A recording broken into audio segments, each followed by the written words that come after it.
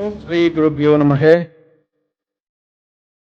தியான மூலம் குருர் மூர்த்தி, பூஜா மூலம் குருர் பதம், மந்திர மூலம் குருர் வாக்கியம், மோட்ச மூலம் குருர் கிருபா.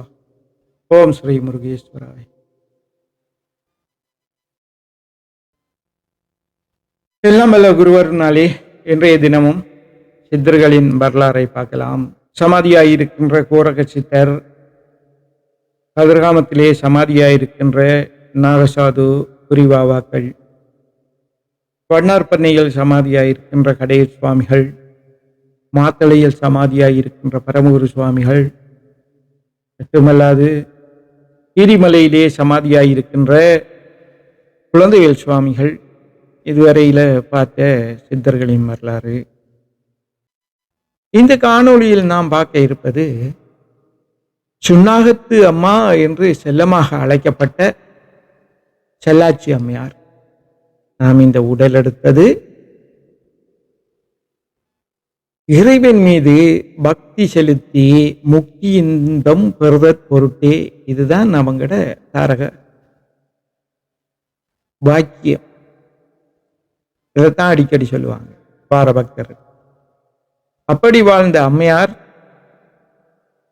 அந்த முக்தி இன்பத்தை அனுபவித்து தனது வாக்கு நானுமில்லை நாதனுமில்லை, நாதனுமில்லை நானுமில்லை, அகம் பிரம்மாஸ்மி, நானே அந்த பிரம்மமாக இருக்கின்றேன், அப்படி என்ற நிலைக்கு வந்த ஒரு பெண் சித்தர். நாம் ஔவையார் வரலாறு தெரியும், நம்ம காரைக்கிழமையார் படிச்சிருப்போம். சாரதாம்மா ராமகிருஷ்ணர் பரமஹம்சர் பத்தினி சாரதம்மா அறிஞ்சிருப்போம். சித்தரா வாழ்ந்தவர்கள்ல மாயிமா, ஆனந்த மாயிமா, மற்றும் அண்மையில் வாழ்ந்த நீலகிரி சாதுகிருஷ்ணமணி அம்மா, பாவநாசம் சாதுகிருஷ்ணமணி அம்மா, இன்னும் பல சித்தர்களை நம்ம தெரிந்திருப்போம், அறிந்திருப்போம். இலங்கையிலேயும் பெண் சித்தர்கள் வாழ்ந்தார்கள் என்பது இந்த முதலாவதாக நம்ம அம்மையார் வரலாறு பார்க்கிறோம். 1826 சுண்ணாகத்திலே முத்துக்குமாரசாமி பிள்ளை அவர்களுக்கு மகளாக அவதரிக்கிறாங்க. இளமை காலத்தில் கல்வியை நிறுத்திவிட்டு இந்த இறை பணியிலே சிந்தனையிலே அதிக நாட்டம் கொண்டவர்கள். தொடர்ச்சியாக பள்ளிக்கூடம் செல்ல கல்வி கேட்க முடியவில்லை. பாடசாலை சென்று வீட்டில் இருந்தவாறே வீட்டில் இருந்து கொண்டே அவ சில பாடங்களை கற்று வாசிக்கிற அந்த தன்மைக்கு வந்தாங்க. அதோடு நிறைய புத்தகங்கள் தன்னால் வாசிக்கக்கூடிய அந்த காலத்திலேயே சமய புத்தகங்கள், வினாவிடை புத்தகங்கள், அதுபோல தத்துவ ஞான புத்தகங்கள், குடும்ப ஒழுக்க புத்தகங்கள், அந்த காலத்தில் இருந்த நூல்களை எல்லாம் தன்னாலே கற்று அந்த ஞானத்தில் வாழ தொடங்கிட்டாங்க. சிறு வயதில் தந்தையாரோடு அங்கே சுண்ணாகத்தில் இருக்கின்ற ஐயனார் கோயில் பக்கத்தில் ஒரு பிள்ளையார் கோயிலாம், அந்த கோயிலுக்கே செல்லுவாங்க. அடிக்கடி சென்று அங்கேருந்து அதிகமாக நேரத்தை செலவழிப்பாங்க. எங்கேயாவது கோயில்களில் சற்சங்கங்கள், ஆன்மீக சொற்பொழிவுகள் நடந்தால் அங்கே அது முடிய மட்டும் அங்கே இருந்து கேட்டுக்கொண்டு வருவாங்க. அப்படி நிறைய அவங்களுக்கு அந்த ஈடுபாடு, அதில் நாட்டம் கூட இருந்தது. அப்படி வாழ்ந்து கொண்டு வராங்க. எந்த நேரமும் நாமங்கள், இறை நாமத்தை உச்சரிப்பாங்க. இப்படி வாழ்ந்து கொண்டு தான் ஒரு 26 வயது, 1889 26 வயது. அந்த நேரத்தில் அப்போதைக்கு அதிகாரி மருத்துவத்துறையில் ஒருத்தர், அவரை திருமணமாகி 2 குழந்தைகள், ஆண் குழந்தை உண்டு, பெண் குழந்தை உண்டு. இல்லறம் நல்லறமாக வாழ்ந்து கொண்டு இருக்காங்க. கணவருக்குரிய பதி சேவைகள், குழந்தைகளுக்குரிய சேவைகள் எல்லாத்தையும் நல்ல முறையில் செய்து கொண்டு இருக்காங்க. சேக்கிழார் பெருமானோட ஒரு வரி ஒன்று இருக்கு இல்லையா, மாசிலா மனிதர்கள் மேனிமேல் பூசுநூறு போல் உள்ளமும் புனிதர்கள். அதற்கு இலக்கணமாக வாழ்ந்து கொண்டு வராங்க. மாசில்லா மனிதிகள் மேனிமேல், அந்த மாசில்லாத ஒரு உடல், பதிபத்தினி விரதையாக மாசில்லா மனிதர்கள் மேனிமேல் பூசிநூறு போல் உள்ளமும் புனிதர்கள்.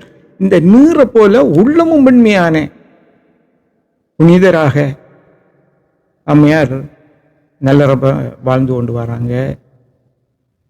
வாழ்ந்து கொண்டு வர நேரத்தில் ஒரு 16 ஆண்டுகள் குழந்தை செல்வங்களோட கணவன் சந்தோஷமாக எல்லாம் வாழ்ந்து கொண்டு வர நேரத்தில் 1905ஆம் ஆண்டு கணவர் வந்து சமாதி ஆகிட்டாங்க. அப்போ அம்மையாருக்கு தாக்கம் ஏற்படுது. கணவர் சமாதி இறப்புக்கு பின் அவங்க வந்து வெண்மையான உடைகளையே அணிய தொடங்கிட்டாங்க. அதிக நேரம் இந்த இறை பணியிலேயே அந்த நாட்டத்தை செலுத்திட்டாங்க. குழந்தைகளை படிப்பிச்சு அந்த குழந்தைகளுக்குரிய சேவையை செய்கிறதோட அதிகமான நேரத்தை இந்த இறை பணியிலேயே, இறை சிந்தனையிலேயே, இறை தவத்திலேயே ஈடுபடுத்தி வந்தாங்க. அப்படி தண்ட சேவை காலத்தை செய்து கொண்டு வர நேரத்தில் அவருக்கு சில சக்திகள் பிறக்குது.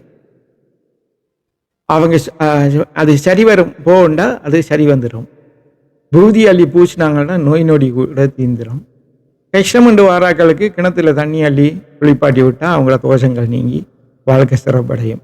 இப்படியாக இங்கே நடந்து கொண்டு வருகிறது. மக்கள் வந்தால் சிலர் நோயோடு வந்தாலும் சரி இந்த கிணத்துல போய் அள்ளி குடிக்க சொல்லுவாங்க. ஒருத்தர் வந்து ஒரு காய்ச்சல் தீர்க்க முடியாத காய்ச்சல் உண்டு, இனி அவர் எல்லாம் கஷ்டமாயிட்டு இனி அவர் வந்து வீட்டுக்கு கொண்டு வாங்கன்னொடனே இவங்க தான் கொண்டு வராங்க. கொண்டு வந்தோடனே அவர் சொல்கிறேன் இந்த கிணத்துல அள்ளி தண்ணியை ஊற்றுங்க. அவங்க வந்து யோசிக்கிறாங்க, இவரே இயலாமல் படக்கையில் இருக்காரு, ஆஸ்பத்திரியிலேருந்து டிக்கெட் வெட்டித்தாங்க வீட்டுக்கு கொண்டு போக சொல்லி, இவருக்கு தண்ணியை ஊற்றுனா காற்று நின்று தானே செய்கிறேன் அப்படி என்று இருக்கக்குள்ள அம்மையார் சொல்லித்தாங்கன்னு இவங்க என்ன செய்கிறாங்க, அந்த கிணத்துல அள்ளி தண்ணியை ஊற்றினோடனே கொஞ்ச நேரத்தில் அவர் எழும்பி இருந்துட்டார். அந்த அளவுக்கு ஒரு பாக்கி சுத்தமான ஒரு அம்மையார் அப்படி வாழ்ந்து கொண்டு இருக்காங்க. இப்படி பூஜையை முன்னக்காரம் செஞ்சு கொண்டு இருக்கக்குள்ள ஒரு லிங்க திருமேனிக்கு வச்சு பூஜை செய்யணும் என்ற ஒரு எண்ணம் அவங்கள மனதில் வருகிறது. அப்படி அந்த எண்ணம் வர நேரத்தில் அவங்கள வீட்டிலேயே அவங்களோட வளவுக்குள்ளேயோ ஒரு லிங்கம் கிடைக்கிது. அந்த லிங்கத்தை வச்சு பூஜை பண்ணி கொண்டு வராங்க. அவங்களுக்கு அந்த முறையான இது தெரியாதபடியாக ஒரு பூஜையரை கூப்பிட்டு எப்படி அந்த பூஜை முறைகள் என்று அந்த பூஜை முறைகளை கேட்டு அறிந்து அந்த முறைப்படி அந்த லிங்கத்துக்கு பூஜை பண்ணி அபிஷேகம் பண்ணி அப்படி செய்து கொண்டு வராங்க. அபார சக்திகள் அம்மாவுக்கு வந்து கிடைக்குது. இறைவனே நேருக்கு நேராக வந்து தனக்கு உபதேசம் பண்ணி ஆசீர்வதித்ததாக சொல்கிறாங்க. அவங்களுக்குள்ள ஒரு அபார சக்தி ஒன்று செயற்பட்டு கொண்டு இருக்கு. இதை அறிஞ்சு மக்கள் எல்லாம் வராங்க. அப்படி வந்து சிலர் வரக்குள்ள நல்ல மனதோட வரக்குள்ள அவங்களுக்கு ஆசீர்வதிக்கிறாங்க. சிலவர்கள் தீய குரோத மனத்தோட வந்தா அவங்கள ஏசி கலைச்சிருவாங்க. தவறான செயல்களில் ஈடுபட்டு இங்கே வந்தா பரிபாசையில் திட்டி அவங்கள கலைப்பாங்க. அப்படி அந்த முன்கூட்டியே எல்லாத்தையும் அறிகிற தன்மையும் அவங்களுக்கு வந்தது. அப்படி வாழ்ந்து கொண்டு வர நேரத்தில் பூசாரி கிழவன் ஏழாலையில் ஆறுமுகம் என்று ஒரு வயதிவர் பூசாரி கிழவர் என்று அவர் பூஜை பண்ணுறதால பூசாரி கிழவர் இப்படி என்று அவர் ஒருத்தர் வந்து சுவாமித்த அம்மாட்ட வந்து சரணாதி அடைகிறாரு. அம்மா பெரிய சாதனையில் சொல்கிறார். அவர் வந்து ஆச்சார முறைப்படி புனல் போட்டு அந்த அந்த பிராமண முறையிலே இருந்தவர். அம்மாட்ட வந்தோடனே அம்மா வந்து அவள் வந்து அந்த பிள்ளையார் கோயிலுக்கு தான் அனுப்புவாங்க. இவர் போய் பிள்ளையார் கோயிலில் போய் அந்த கிணத்துல அள்ளி குளிச்சுட்டு முழிட்டு அந்த ஈர உடுப்போடே ஆலயத்தை வளம் வந்து ஆலயத்துக்கு முன்னால நின்று கொண்டு மணத்தியால கணக்கில் 2-3 மணத்தியாங்க நின்றே தவம் பண்ணுவார். சாதாரணமாக நாம் இருந்து தவம் பண்ணுறதே கடினமான விஷயம். இருந்து சுகமாக இருந்து சுகாசனத்தில் இருந்து செய்கிறதே 3 மணத்தியாவது கடினம். ஆனால் நின்று தவம் செய்கிறது ஹாட். இப்போ பாருங்கள், அர்ஜுன் ஒத்த காலில் இருந்து தவம் செய்து பாசுபதாசிரம் சிவன்கிட்ட இருந்து பெற்றார். அதுபோல் இந்த நின்று செய்கிற தவத்துக்கு மகிமை கூட. சில நாகசாதுக்கள் அகோரிகள் வருஷக்கணக்கு அனுப்பாங்க, நின்று சக்தியை உருக்கி எடுப்பாங்க.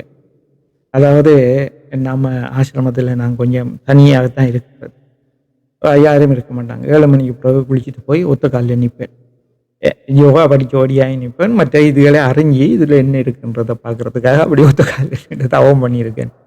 அப்போ தான் நம்மளோட உடலில் அக்னி இருக்குன்றதை நம்ம முழுமையாக உணரலாம். நம்ம உடலில் பஞ்சபூதங்கள் மண், நீர், நெருப்பு, காற்று, ஆகாயம், இதை பஞ்சபூதங்களால் ஆகப்பட்ட உடம்பு. இந்த தத்துவ அக்னி தத்துவம் இல்லாட்டி நம்ம ரத்தம் உறைஞ்சிடும், உடல் இயக்கங்கள் குறையும். ஆனா நம்ம ஒத்த கால்ல இருந்து தபசு பண்ற நேரம் நம்மட கால்ல இருந்து எழும்புறத சிதாக்கினி இருக்கு இல்லையா, குண்டலினி சக்தி, அந்த சக்தியை உசுப்பக்கூடிய ஒரு தன்மை. அதனால அந்த சக்தி பட்டா அந்த ஆண்டவனே நேருக்கு நேராக தரிசிக்கிற அந்த தன்மையை உருவாக்கும். அதற்காக இன்றும் சில யோகிகள் நீங்க இந்த வலைத்தளங்கள்ல பார்க்கலாம்.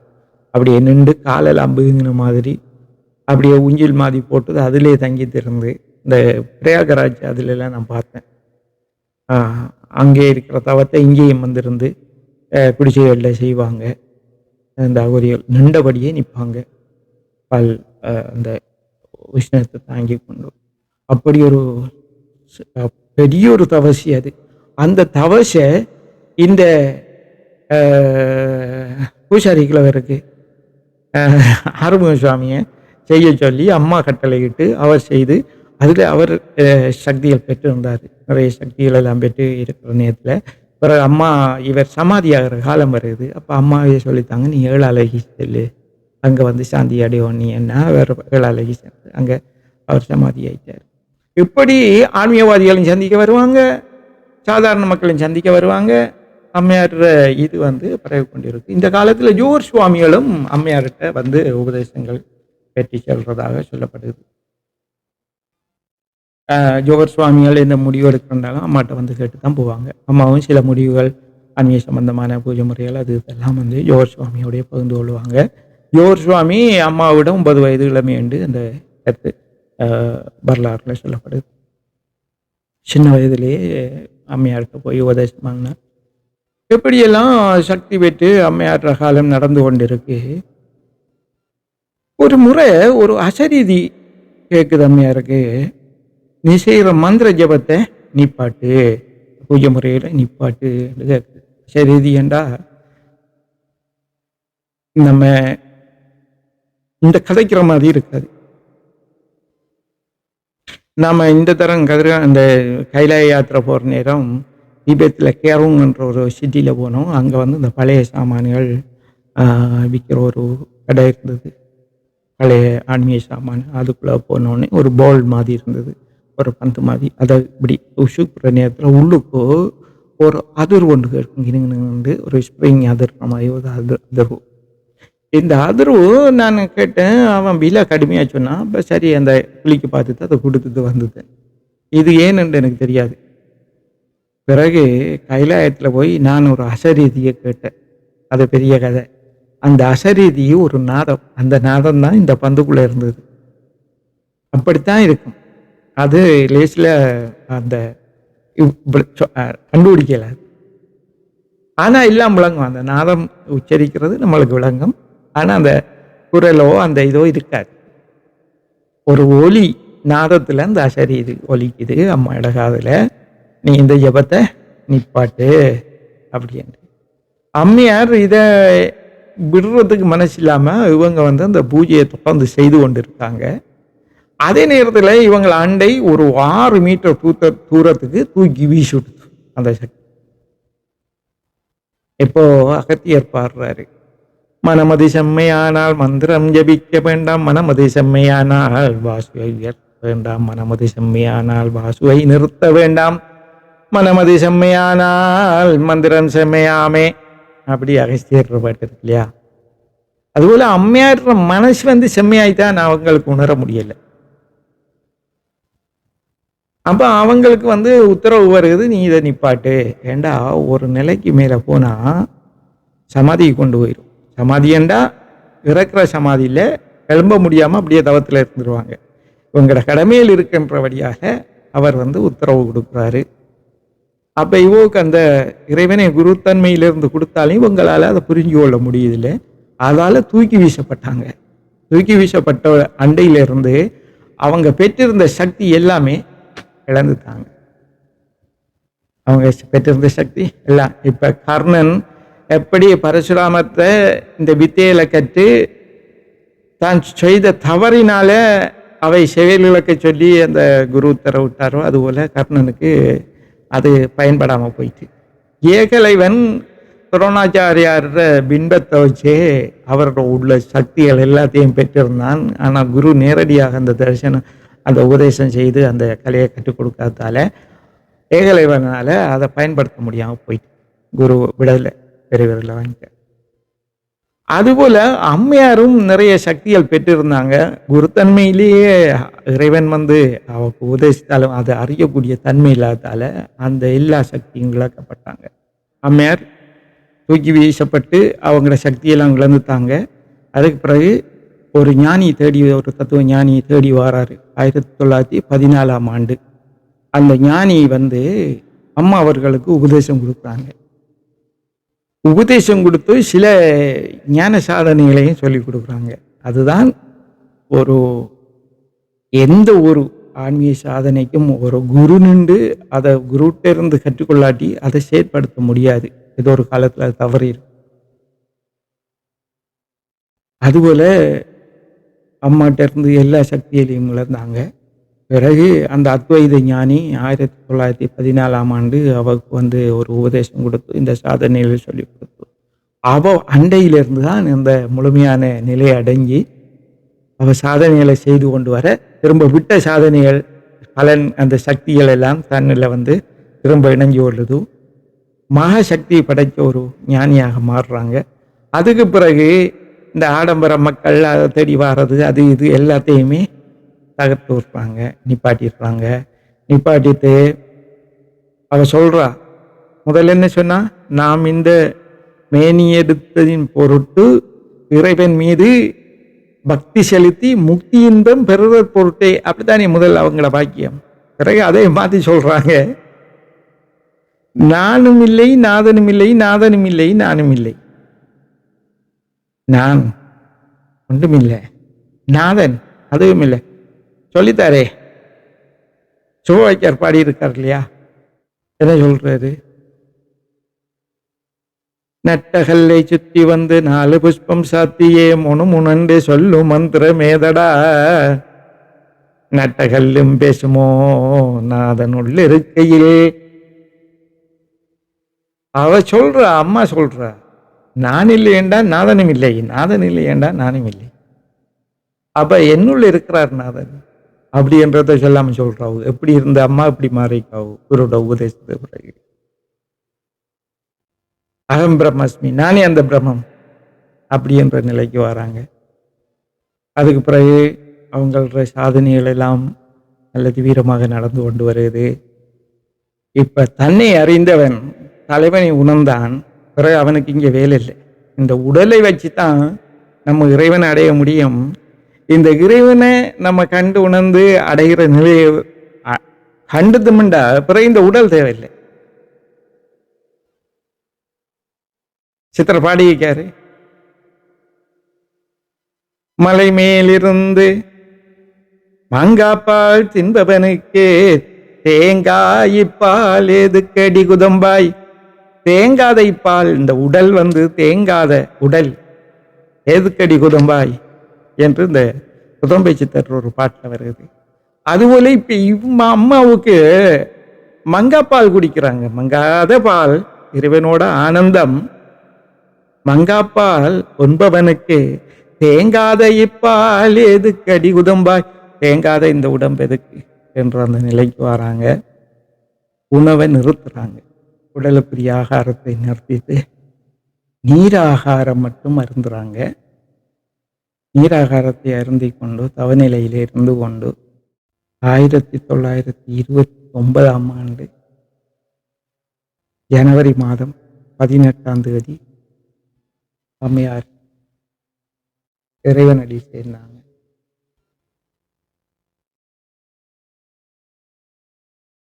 அப்படி ஒரு மிக சக்தியான ஒரு அம்மையார் இறைவனடி சேர்ந்தாங்க. பிள்ளைகள் தொழில் நிமித்தமாக கொழும்பு நகரத்தில் இருந்தாங்க. அவங்க இங்கே வராங்க சுண்ணாகத்துக்கு.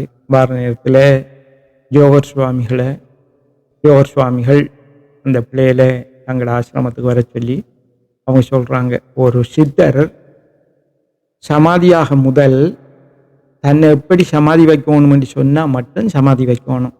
அவங்க எதுவும் சொல்லலைன்னா அவங்கள சமாதி வைக்கக்கூடாது. அவங்கள எரிச்சிடணும், தகனக்கிரியை செய்திடணும். அதுபோல் அம்மையார் தந்த இப்போ எங்கள் குருதேவர் எல்லாம் என்ன குருதேவர் கூப்பிட்றாருப்பா, நான் இனி போகணும் அப்படின்னு சமாதியை பற்றி சொல்லுவார். சமாதியை கட்டினார், சமாதி கூட கட்டினார். அப்போ அவங்களுக்கு தெரியும் இந்த சமாதி எப்படி வைக்கணும்ன்றது. அதுபோல் அம்மையார் இதை பற்றி ஒன்றும் சொல்லாதபடியா பிறகு தகனகிரியில் செய்யணும் என்று பிள்ளைகள்கிட்ட சொல்லி, பிறகு சந்தனம், இந்த தெய்வீக கட்டையல் சந்தனம், மற்ற குங்கிலியம், கற்பூரம், வேப்பம், வில்வம் இப்படியான கட்டைகள் கொண்டு அம்மாவின் தேகம் தகனக்கிரியை செய்யப்பட்டு சமாதிகள் இனிதே நிறைவேறியது. எப்படி இந்த மகானுபாவர்கள் வாழ்ந்தும் அருள் செய்தும் முத்தி இன்பம் பெற்று அந்த ஜீவபிரமாக்கிய நிலையை வாழ்ந்தாங்க. அவர்களை பற்றி நம்ம நினைக்கிறது, அவங்கள பற்றி கேட்கறது, அவங்களோட பேர்நாமத்தை உச்சரிக்கிறது பெரியோரு நம்மளை ஒரு நல்ல நிலைக்கு கொண்டு போகும் ஆன்மீகத்தில். குருவே சர்வலோகானாம் விஜயே பவரோகினாம் நிதயே சர்வ வித்யானாம் ஸ்ரீ தட்சிணாமூர்த்தயே நமः. ஓம் ஸ்ரீ முருகேஸ்வர.